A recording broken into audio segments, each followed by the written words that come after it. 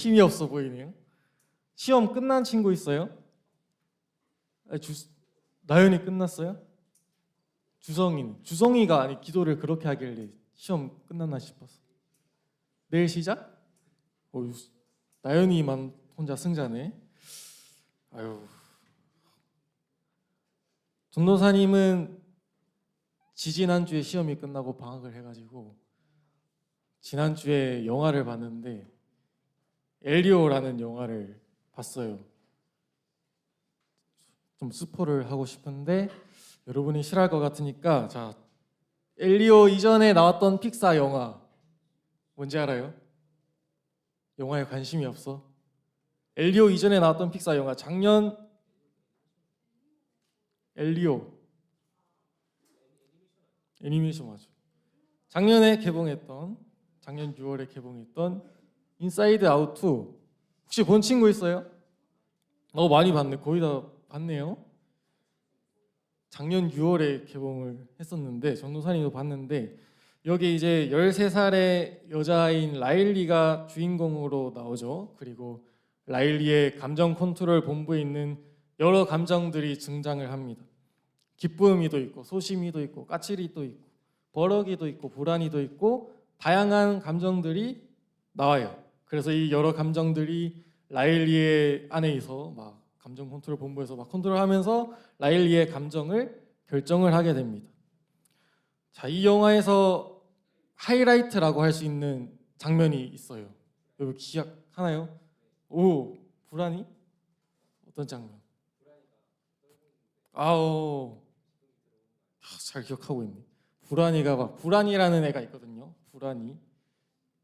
이렇게 생긴 친구가 불안인데, 이 불안이가 라일리 몸 안에 들어가가지고 그 감정 컨트롤 본부에서 막 이거 조이스틱 잡으면서 혼자 막 여기 갔다 저기 갔다 막 혼자 폭주해가지고 감정을 지배하는 장면이 있었습니다.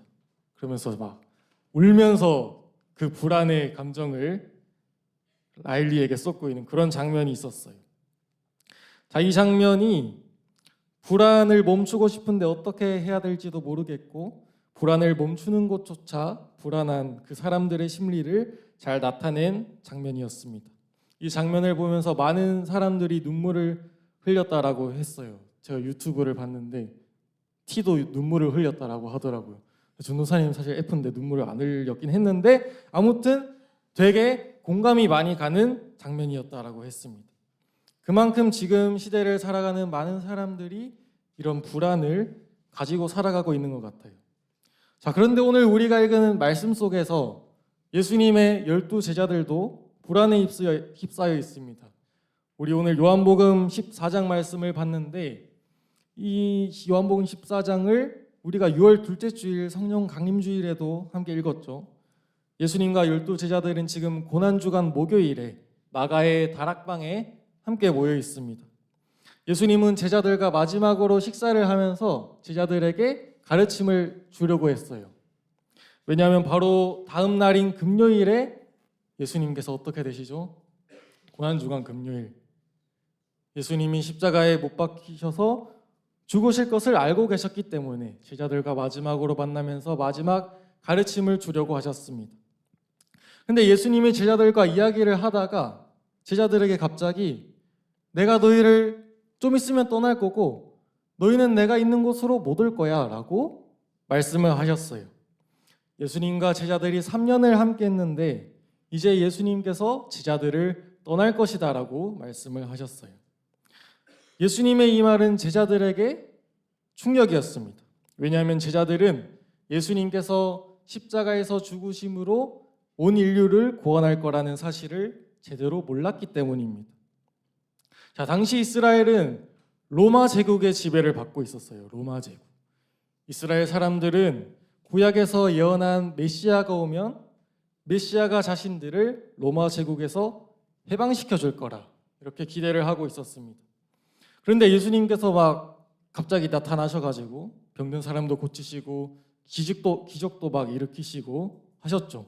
그래서 예수님의 제자들은 그 예수님을 보면서 예수님이 우리를 로마 제국에서 해방시켜줄 메시아다, 구원자다라고 생각을 했습니다. 그리고 예수님이 로마 제국을 물리치고 이스라엘의 왕이 된다면 우리들도 예수님 옆에서 높은 자리를 하나씩 할 수 있겠다라고 기대를 하고 있었어요. 제자들은 그런 기대와 소망을 품고 예수님을 따르고 있었습니다. 그런데 예수님께서 갑자기 나 좀 있으면 너희들을 떠날 거야 라고 하고 나는 내일 십자가에 못 박혀 죽을 거야 라고 하니까 제자들의 그 마음 속에 예수님이 우리를 떠나가면 우리는 어떻게 해야 될까? 우리는 어떻게 살아야 되는가 하는 근심과 두려움이 생겨났습니다. 제자들은 지금 바로 옆에 있는 분이 예수님인데도 근심과 두려움에 빠져 있어요. 그 이유는 제자들이 예수님이 어떤 분인지를 제대로 알지 못했기 때문이에요. 예수님이 어떤 분인지를 제대로 알지 못해서 예수님이 주시는 평안을 누리지 못하고 세상이 주는 평안을 쫓아서 살았기 때문입니다. 제자들은 그동안 눈에 보이는 성공과 권력과 안정된 자리에서 나오는 그런 평안을 추구하면서 살았는데 제자들이 꿈꿨던 그 평안이 다 산산조각 나버린 거예요. 우리도 제자들처럼 예수님을 옆에 두고도 근심과 두려움에 빠지기도 합니다. 예수님을 믿는다고 하는데 마음이 요동치고 마음이 불안하고 뒤숭숭합니다. 왜 그럴까요? 우리도 제자들처럼 예수님이 주시는 평안이 아니라 세상이 주는 평안을 쫓고 있을 수가 있습니다. 세상이 주는 평안은 세 가지로 전도사님이 이야기를 해볼 건데 세상이 주는 평안은 첫 번째로 조건적입니다. 오늘 졸린 친구들이 많은 것 같은데 전도사님이 오늘 설교를 15분까지 마치겠다고 약속을 할게요. 그러니까 잠을 좀 깨고 집중을 했으면 좋겠습니다. 세상이 주는 평안은 첫 번째로 조건적이에요. 조건적. 돈이 많아야 평안하고 성적이 잘 나와야 평안하고 내가 잘 돼야 평안합니다. 우리 친구들 중에서 나는 중간고사를 좀 잘 봤다 하는 친구들이 있어요. 중간고사를 나는 한서 잘 봤어요? 마음이 평안했나요? 지금도 평안한가요? 그죠? 중간고사를 아무리 잘 봤어도 기말고사가 또 다가오면은 마음이 불안해집니다. 그 세상이 주는 평안은 영원하질 않아요. 조건이 깨지는 순간 바로 무너집니다. 돈이 없으면, 시험을 못 치면, 내가 일이 잘 안 풀리는 것 같으면 무너집니다. 그리고 두 번째로 세상이 주는 평안은 겉모습에 집중합니다. 겉모습에 집중해요. 세상이 주는 평안은 겉으로 봤을 때는 괜찮아 보입니다. 화려해 보여요. 많은 돈과 인기와 권력을 가진 사람들, 유명한 연예인들과 기업인들을 보면은 저 사람들은 가질 거 다 가졌으니까 아주 평안할 거야 라고 우리가 생각을 할 수 있습니다. 그런데 그런 사람들 중에서 우울증을 가지고 있는 사람들, 공황장애를 가지고 있는 사람들, 그리고 스스로 목숨을 끊고 힘들어하는 사람들이 얼마나 많은지 우리는 뉴스를 통해서 알 수 있죠. 이 세상이 주는 평안을 쫓는 사람들은 겉으로는 평안해 보일지라도 속은 공허할 수가 있어요. 세상이 주는 평안은 겉모습은 화려하게 만들지 몰라도 마음의 깊은 문제는 해결하지 못합니다. 그리고 마지막 세 번째로 세상이 주는 평안은 내 힘으로 유지해야 돼요. 평안을 유지하기 위해서 내가 계속해서 노력해야 됩니다. 높은 성적이 나에게 평안을 가져다 준다면 어떻게 해야 될까요? 계속해서 열심히 공부해야 되겠죠. 많은 돈이 나에게 평안을 가져다 준다면 돈을 벌기 위해서 열심히 일해야 됩니다. 내가 평안을 유지하기 위해서 계속 열심히 살아야 되고 내 힘으로 유지해야 됩니다. 그렇게 하다 보면 금방 지치고 불안할 수밖에 없습니다. 그런데 예수님께서는 이렇게 세상이 주는 평안을 쫓고 있는, 그래서 근심과 두려움에 빠져 있는 제자들을 향해서 이렇게 말씀을 하셨습니다. 오늘 말씀 요한복음 14장 27절 함께 읽어보겠습니다. 시작. 평안을 너희에게 끼치노니 곧 나의 평안을 너희에게 주노라. 내가 너희에게 주는 것은 세상이 주는 것과 같지 아니하니라. 너희는 마음에 근심하지도 말고 두려워하지도 말라. 아멘. 예수님은 근심과 두려움에 떨고 있는 제자들을 향해서 나의 평안을 주겠다, 예수님의 평안을 너희에게 주겠다라고 하셨어요. 그리고 예수님이 주시는 그 평안은 세상이 주는 평안과 같지 않다라고 말씀하셨습니다. 그 두 개는 다르다라고 하셨어요. 자, 예수님은 지금 아무런 걱정이 없으셔서, 예수님 너무 걱정할 게 없어서 제자들에게 내가 너희에게 평안을 줄게라고 말한 게 아닙니다. 사실 지금 예수님이 제자들보다 더 걱정이 많으셨을 거예요. 예수님은 당장 다음 날에 체포돼서 고문을 받고 십자가에 못 박혀 죽으실 것을 알고 계셨기 때문에 마음이 심히 괴롭다라고 하셨어요. 그리고 체포되기 직전에는 겟세마네 동산에 올라가서 하나님한테 이 잔을 저한테 제발 치워주십시오라고 기도를 하면서 땀이 핏방울이 되도록 힘들어하면서 열심히 기도하셨습니다. 그런데 예수님은 그런 괴로움과 두려움 속에서도 결국 하나님 아버지를 신뢰했고 하나님의 뜻에 순종했습니다. 예수님이 가지고 있던 평안은 세상이 주는 평안과 완전히 다른 것이었어요. 세상의 시선으로 봤을 때는 예수님이 평안할 이유가 없죠. 당장 내일 십자가에 죽게 되어 있는데 어떻게 평안할 수가 있겠어요? 이거 말이 안 되는 거죠. 예수님이 그러면 어떻게 도대체 그렇게 평안할 수가 있었을까요? 예수님이 가지셨던 그 평안은 하나님과의 깊은 관계에서 오는 평안이었습니다. 상황은 전혀 바뀌지 않았어요. 내일 십자가에 달릴 운명이라는 것도 바뀌지 않았어요. 마음은 여전히 답답하고 힘들었습니다. 그럼에도 예수님께서 평안할 수 있었던 그 이유는 하나님께서 나의 아버지시고 내가 하나님의 아들이라는 사실을 분명하게 알았기 때문입니다. 하나님께서는 자신을 절대 죽음에 머물러 두게 버리지 않으시고 3일 만에 부활하게 하실 거라는 것을 믿고 있었기 때문에, 하나님을 신뢰하고 있었기 때문에 평안할 수 있었던 거예요.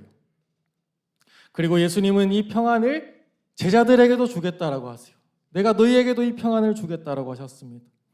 예수님은 곧 이제 죽으시고 부활하셔서 승천하시고 제자들을 떠나실 것이지만 그 대신 성령님을 보내주셔서 제자들이 언제 어디서나 예수님이 주시는 그 평안을 누리며 살게 하시겠다고 약속하셨습니다. 자, 한 사람을 여러분에게 소개하려고 하는데 호레이쇼 스패포드라는 사람입니다. 이 스패포드라는 사람은 19세기에 미국 시카고 지역에서 잘 나가는 부유한 변호사였고 또 교회에서 굉장히 열심히 봉사하는 신앙이 깊은 장로였습니다. 그런데 어느 날 1871년에 대형 사건이 터졌어요. 시카고에 대화재가 일어나서 도시가 불바다가 되었고 그 불길 속에서 스패포드가 가졌던 부동산과 사업체가 다 불이 타서 없어져 버렸습니다. 이 스패포드는 한순간에 재산을 잃어버렸어요. 그런데 그 어려움 속에서도 스패포드는 하나님을 원망하지 않고 오히려 가정을 돌보고 교회를 돕는 데 마음을 썼습니다. 그러다가 2년쯤 지나서 1873년이 되어서 스패포드는 아내와 함께 그리고 4딸이 있었는데 4명의 딸과 함께 유럽 여행을 가서 그 힘든 마음을 좀 추스려야겠다라고 생각을 했어요.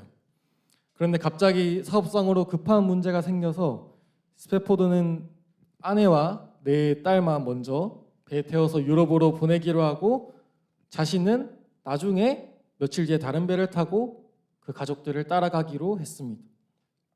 자, 그런데 안타깝게도 그 스패포드의 가족이 탔던 아내와 4딸이 탔던 그 배가 대서양 한가운데서 영국 선박이랑 충돌하는 대형 참사가 일어나게 되었어요. 배는 12분 만에 바닷속으로 가라앉았고 스패포드의 4딸은 그 자리에서 모두 익사하게 되었습니다. 홀로 구조된 그의 아내가 영국에서 보낸 전보에는 이렇게 적혀 있었다라고 합니다. Save alone. 발음이 정확한지 모르겠는데 저 혼자 살아남았어요라고 스패포드한테 전보를 보냈다라고 해요. 스패포드는 그 아내의 전보를 받고 충격에 빠졌어요. 눈앞이 캄캄했습니다. 그럼에도 사랑하는 딸들을 잃고 정신없이 헤매고 있을 그 아내가 걱정되어서 얼른 급히 배에 올랐습니다. 며칠 뒤에 그 스패포드가 탄 배가 대서양을 건너서 마침내 그 사고 해역에 다다랐을 때 선장이 스패포드를 따로 불러서 이렇게 말을 했어요. 지금 이 배가 지나고 있는 곳이 바로 당신의 네 딸이 물속에 잠긴 자리입니다 라고 했습니다. 자, 이 말을 들었던 스패포드는 그 순간 그동안 애써 붙잡고 있었던 마음이 큰 파도처럼 무너져 내렸어요. 스패포드는 선실로 돌아가서 문을 닫고 밤새도록 하나님께 울부짖으면서 기도했습니다. 주님, 누구보다도 주님을 사랑하며 살아온 저에게 어찌하여 이토록 큰 시련을 주십니까? 이렇게 울부짖으면서 스패포드는 기도했습니다. 그런데 그렇게 기도한 지 얼마 지났을까? 참 놀라운 일이 일어났습니다. 그렇게 슬퍼하면서 하나님께 부르짖었던, 내 딸을 잃었던 슬픔으로 하나님께 부르짖었던 스패포드의 마음속에 이해할 수 없는 평안이 찾아오기 시작했어요. 스패포드는 자신도 알 수 없는 마음속 깊은 곳에서 이렇게 고백을 하고 있었습니다. 내 영혼 평안해. 내 영혼 평안해. 그리고 얼마 지나지 않아서 스패포드는 그 자리에서 평생 경험해보지 못했던 그 평안을 시로 적어 내려갔습니다. 그 시가 바로 찬송가 413장에 있는 가사입니다. 자, 어른분들은 아실 텐데 내 영혼 평안해 하는 그 찬양 아시죠? 그 찬양입니다. 1절 가사를 한글로 직역하면 이렇습니다. 내 인생길에 강 같은 평화가 흘러들 때에도 거친 파도 같은 슬픔이 몰아칠 때에도 내 운명이 어떻든지 주님은 날 이렇게 말하도록 가르치셨네. 평안해요, 평안해요. 내 영혼이 평안해요. 스패포드는 사랑하는 내 딸을 한꺼번에 잃고도 하나님께서 주시는 말로 닿을 수 없는 평안을 경험했어요. 그 평안은 세상이 주는 평안이 아니었습니다. 상황이 좋을 때만 유지되는, 조건이 있어야만 유지되는 세상이 주는 평안이 아니었어요. 스패포드의 상황은 오히려 최악이었습니다. 가진 재산도 다 잃었고 사랑하는 내 딸도 다 잃어버렸어요. 그런데도 스패포드는 고백했습니다. 평안해요. 내 영혼이 평안해요. 사랑하는 중등부 친구들, 예수님은 이 시간 우리에게도 이렇게 말씀하십니다. 제자들에게 말씀하셨던 것처럼 우리에게도 이렇게 말씀하십니다. 나의 평안을 너희에게 주노라. 나의 평안을 너희에게 주노라. 내가 너희에게 주는 것은 세상이 주는 것과 같지 아니하니라. 너희는 마음에 근심하지도 말고 두려워하지 말라. 나의 평안을 너희에게 주노라 라고 말씀하세요. 우리도 삶에서 이런저런 어려움을 겪습니다. 시련과 두려움을 만납니다. 지금은 당장 큰 기말고사 때문에, 또 친구 관계 때문에, 또 가정의 어려움 때문에 마음이 불안하고 근심이 가득할 때가 있습니다. 하지만 예수님은 우리 안에 성령님을 보내셔서 우리와 늘 함께 하시며 예수님이 가지신 그 참된 평안을 우리에게도 주십니다. 그래서 우리는 어떤 상황 속에서도 이렇게 고백할 수 있습니다. 스패포드가 고백한 것처럼 하나님이 내 아버지이십니다. 하나님이 나를 결코 버리지 않으십니다. 그래서 내 영혼은 평안합니다라고 고백할 수가 있습니다. 예수님이 우리에게 말씀하십니다. 나의 평안을 너희에게 주노라. 나의 평안을 너희에게 주노라. 그 예수님의 평안이 우리 사랑하는 중등부 친구들 모두에게 함께하길 바랍니다. 그래서 지금 눈앞에 닥친 어떤 상황 속에서도 예수님이 주시는 그 참된 평안을 누리며 살아가는 중등부 친구들 되길 간절히 바랍니다. 우리 함께 찬양하고 기도하겠습니다.